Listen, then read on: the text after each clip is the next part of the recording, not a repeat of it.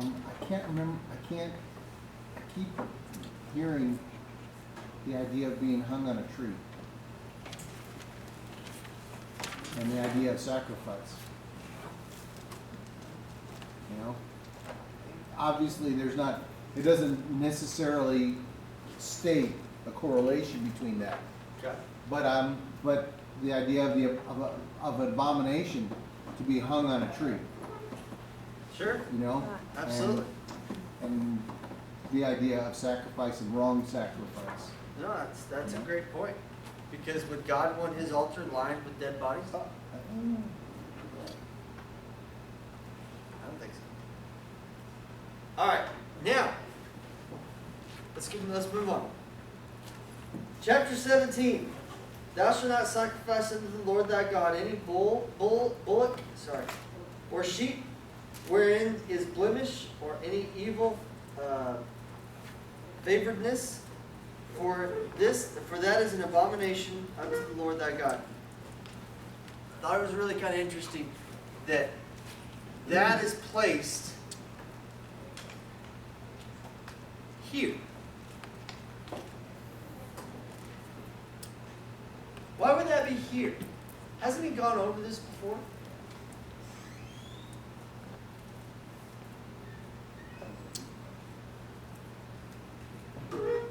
Because this is in between Judges and then the basically the administration of justice. Okay? It's in between these two things. Apparently go into the land. Okay? So, I mean, not all of this is being repeated. Right. But there's never a happenstance of why he places something somewhere. Why would he put these sacrifices and talking about them being an abomination? Because those other nations that were doing that kind of stuff, they didn't want to get ideas to do that. Okay?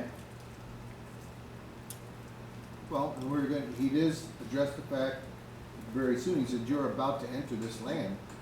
And so he's preparing them for the things that they're going to meet and saying,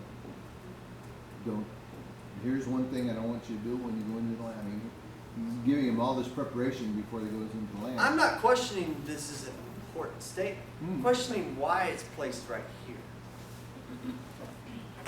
Because this is a very important statement. We know anything that's an abomination to God, we need that repeated more than twice. Right? Because we need to know that. Other gods, and then they were saying. Okay? Okay? I'm digging where you're going. The exam's coming up, yeah. Refresher, you're saying in the middle here, chapter 17. Chapter 17's got 20 verses. Verse 10 is in the middle of 17, and it's also the middle verse of Deuteronomy. So Okay. it fits in there, highlighting it again. Okay? Also need to remember these weren't divided like that. Sure. So that one would come right after the other one without any kind of break. Right. But there again, neither shalt thou set up any image which the Lord thy God hateth. Thou shalt not sacrifice unto the Lord thy God any bullock or sheep, wherein is blemish, or any evil favoredness. For this is an abomination unto the Lord thy God. And then, if it be found among you, or within any of thy gates, which the Lord thy God giveth thee, man or woman. I mean, does that make sense? I'm looking at placement.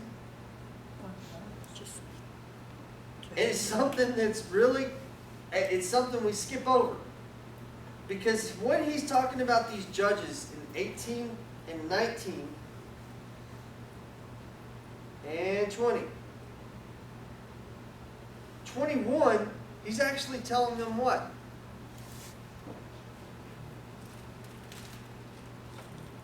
What is he telling them?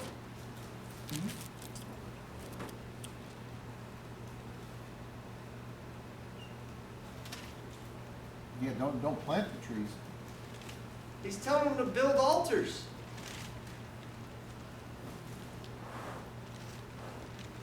It's something I skip over every time.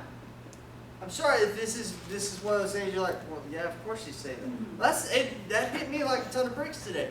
Because when he's talking about the do's and the don'ts, it's look at what you're doing though. You're setting up an altar. So he's talking about judgment, and with judgment comes what? Counsel with God. How are you going to go counsel with God? You're going to go to an altar. You're going to meet with God. Like I said, this hit me like a ton of bricks. Maybe y'all are just kind of skimming over this. That's fine. For me, that was like, right here. We're commanded to build an altar. You're looking at, I mean, in the language, we look at the no, don't do this, don't do that. Look at the do. You're building an altar. And he's telling you the importance of that altar is that you make sure that you maintain this relationship with who? Yahweh. And how do you do that if you're doing abomination? I'm kind of lost. Where are you finding God telling you to build an altar?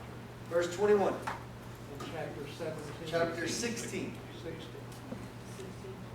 Thou shalt not plant thee a grove with any trees near unto the altar of the Lord thy God, which thou shalt make thee. Yes, sir. Ties in with what you're saying, and Jim, what he's asking, okay? Yeah. 17:2, okay, 3, verse 3, and serve other gods and worship them, sun, moon, and stars. Do not worship sun, moon, and stars that are perfect, made by God, and then man turns around and makes an altar, and it's not level, it's the mortar, and the bricks, and the stones, okay? You still don't worship what you made either, Right. okay? You said keep the focus. Absolutely. And so, and like I said, that's why it was kind of hitting me like a ton of bricks, okay? Or a ton of stone, if we want to go that route. If it was hitting me like a ton of stone. And the reason is because we always look at the things that don't do this, don't do this, don't do. We read a lot more don'ts than we do do's, right? Get that? We do that all the time. But we're also looking at this righteous judgment. And we've already talked about how does the righteous judgment happen? Okay? It happens because we have a standard and we have great counsel. The only way we have great counsel is if we go to him through an altar. Right? I mean, that's what it's saying here, right? His altar. His altar. Right. Not ours, but we make it. Okay? That's the point I'm getting to here. Is that he's also laying out why. That's why it hit me. Why here these sacrifices that cannot be done because they're an abomination to the Lord? It's because he's saying, come commune with me. Every time you have something in question, come commune with me. Yes, sir. Well, and if we go back, I mean, we use the word sacrifice, but we know that that's a reference to Korban. Sure. And so going back and understanding what Korban is, the whole purpose is it's to actually establish that connection between you and him, that create the environment for him to come out from the Holy of Holies and meet you at the brazen altar. Right. You know, so, and that can only happen, obviously, at that one place where he is. You know, and we know that that's been set up before. There are terms for what proper Korban is. Absolutely. At this point, Jerusalem has not been established. Right. Hadn't been established. But he's telling them when you set up your gates and you have your own altar, look at the wording. Okay? These are the things that I expect. Your judges are going to come to me every time there's a dispute. It's not their own judgment. I mean, I'm just tying in this whole thought, okay, of the righteous judgment. Isn't it also, because I was just looking at points here, but isn't it in 17 where he specifically says if there's a case that's too hard for you in case of like murder or this or that, Yes. bring it then to the temple, to Right. the priest, and he will consult and give the judgment. Obviously, we know he's checked the Urim and Thummim, and he's gotten that judgment from the Lord. Right. Verse So he's saying, answer. Get an answer from him. A proper answer, right? Correct. Come to me. So anyway, like I said, it hit me like a ton of bricks. That's why I've got the marker. So, all right. I wanted to go back to 17 verse 3. when we're actually looking at here, and it says, and hath gone and served other gods and worshipped them, either the sun or moon or any of the hosts of heaven, which I have not commanded. Okay. He's saying, what is he saying? KJV. Oh, no. Don't do astrology. Okay. He's telling them not to mix the worship of idols with the worship of Him. Right. These people have come out of, they're polytheists.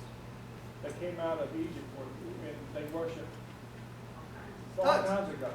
Right. And God said, there's only one, it's me. Now, Don't set up or do anything that you used to do or think you can take one of their ways of doing it and come worship me by doing it. No, you can't do that. okay. I'm going to throw out another thing, though, that he's doing. Is he's saying, I have established these things. The sun, the moon, the stars. I have established them. And you are not going to worship something that I have established. Because it's not just the fact, because here's the thing, we know Ra was huge. Huge all over that side of the country. I mean, it's huge today. But we're not going to get into that. But In Sunday. sun worship. Sorry, Ra. Sun worship. Yes, sir. Is to learn how to praise and love the Creator, Not the creation. Absolutely. Absolutely. Yes, sir. When you plant trees, like a sprout takes a long time to root. So you're going to see these things and you can be like, oh, I did this. It's going to be in your peripherals, or even when you're going in, you're going to see it and be like, oh, this is the work of my hand, and not the work of the Lord. Okay. I think there's another reason, but yes, sir. Because you're right, but I think there's another reason. Go ahead. Earlier you said the priest put things in different levels of judgment. Right. Okay? And that's what happened right here. God's saying, okay, it's an abomination to worship Sunday, but if you worship man-made, that's worship. Right. I think he's also establishing here, this is where you're going to find my calendar. Because doesn't he go over new moons? I mean, isn't that coming up? Hasn't he gone through that? 4 days ago. Right. He's gone through it. Yeah. We actually went out and it was new moon gift, you know.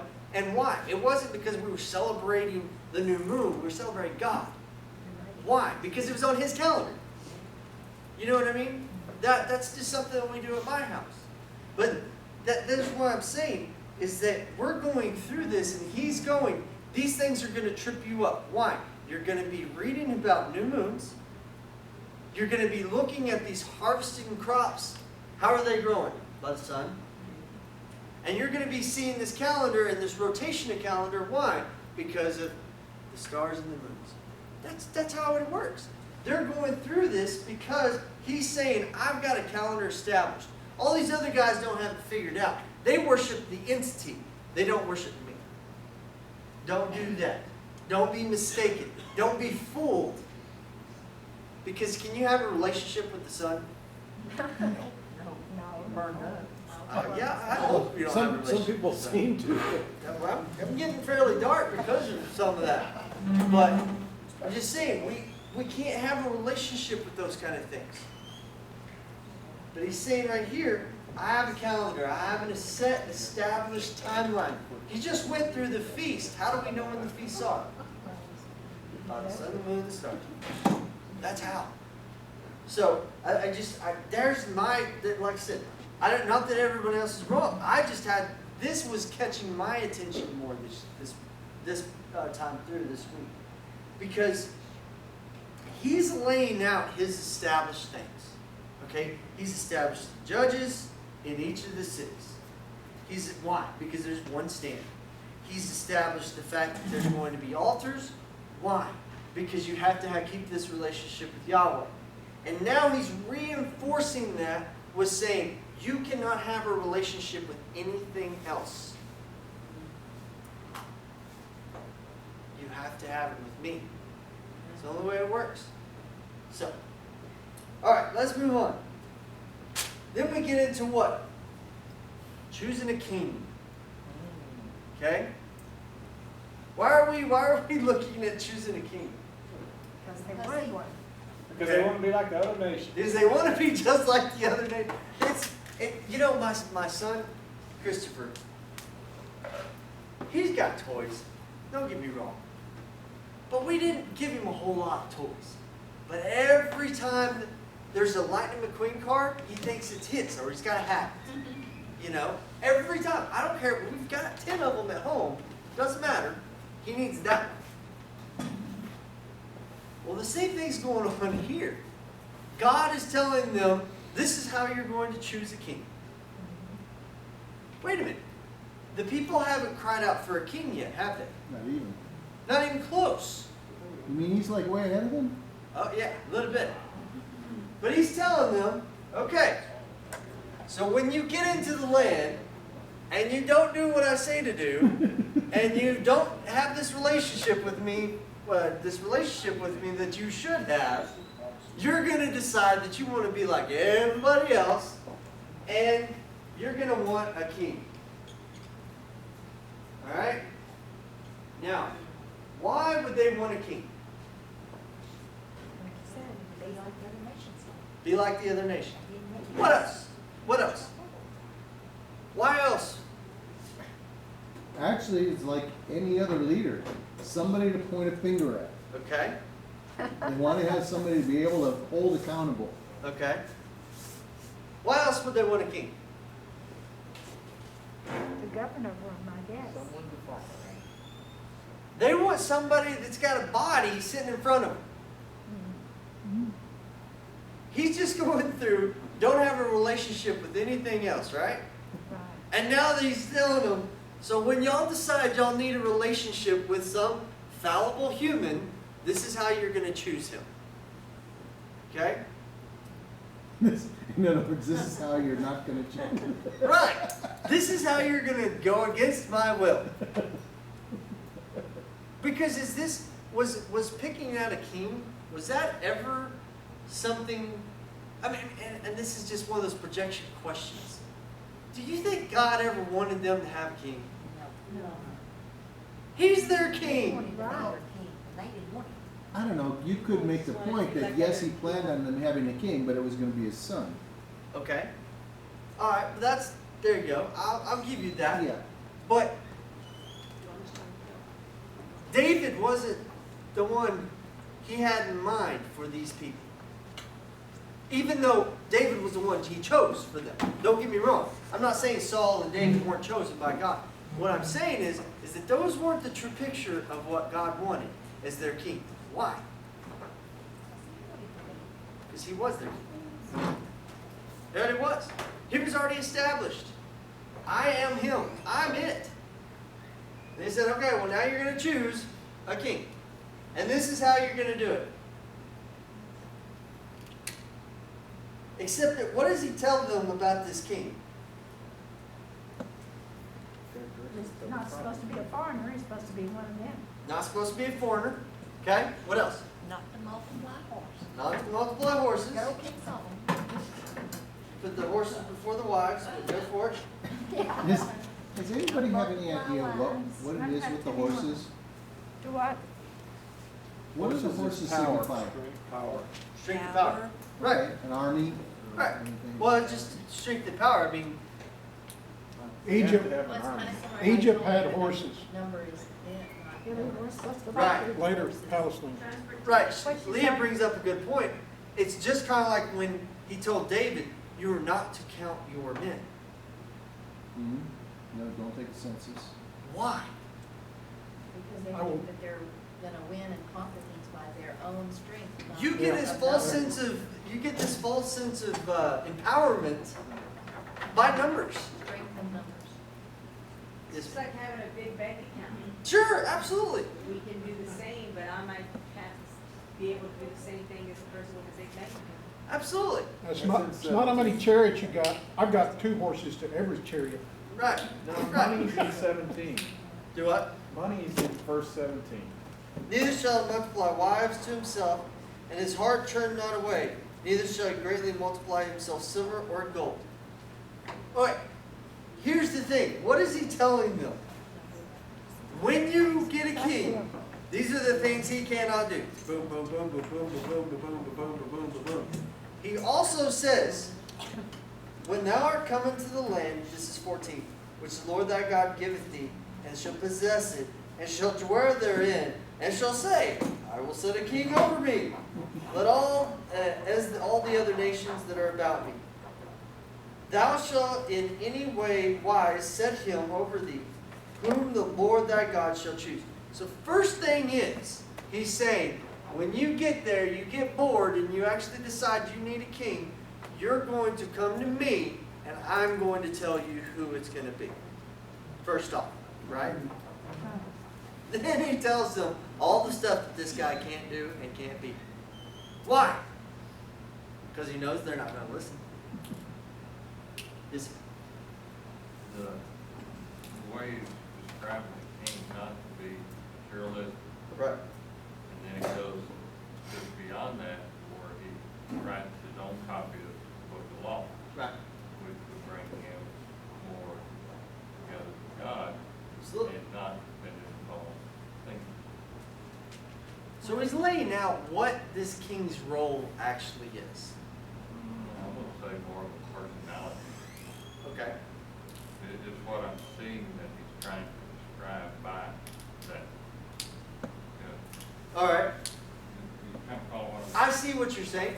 I think it's interesting, it's a prophecy. Right. Oh, absolutely. It's very much a prophecy. But at the same time, I see the personality trait that you're pulling out here, because that absolutely is right. He's saying you can't pick somebody, or you can't put somebody in this chair that is going to be these. That's greedy. Right. That is power hungry.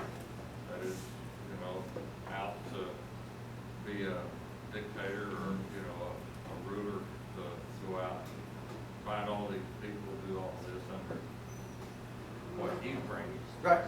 He doesn't leave it where he's relying on God. Yet, and I'm going to just put yet in there. When we actually go to the kings, Saul, number one king, first one. He went against all that, right? Every bit of it. Not quite as much as Solomon, but that's okay. Not as much as Solomon. Okay, but Solomon was after God's own wisdom. Well, but I'm just saying, we look at all the kings. How many of them had faults? All of them. Every single one. And he's laying it out to them. And I look at what is his actual role to be. When God is laying it out, what this king's role is to be,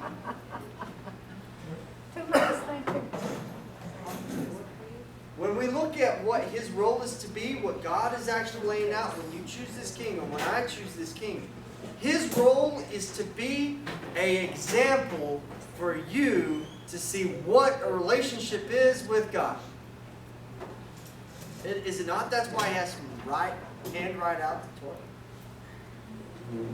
And when you put it that way, you remind me almost of that same relationship between a man and a woman and his wife, is that he is supposed to be the one who exemplifies.